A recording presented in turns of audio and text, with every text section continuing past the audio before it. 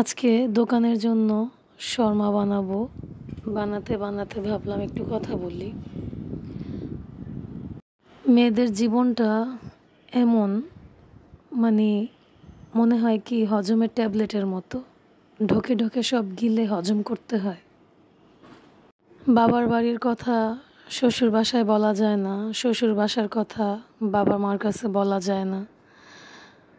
শ্বশুর বাসায় যে কোনো ঘটনা মার কাছে বললে মা কষ্ট পাবে যে আমি নিজে জেনে শুনে মেয়েটাকে এমন জায়গায় দিলাম।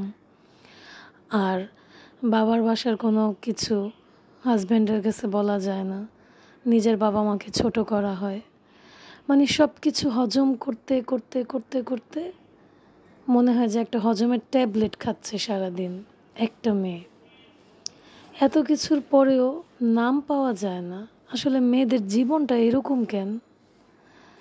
কাউকে বলাও যায় না, প্রকাশও করা যায় না। মানে শুয়ে থাকতে থাকতে এক পর্যায়ে একেবারে পাথর হয়ে যায় ভিতরটা। যত কষ্টেই থাকি না কেন মুখে একটা অট্ট হাসি দিয়েই রাখতে হয়, কে যেন বুঝতে না পারে যে আমার ভিতরে কি চলতেছে। মনের ভাবটা যেন মুখে প্রকাশ না পায়। মেয়েরা হচ্ছে এরকম। এই জন্য প্রতিটা মেয়ের নিজের জন্য ভাবা উচিত, নিজের জন্য একটু সময় বের করা উচিত।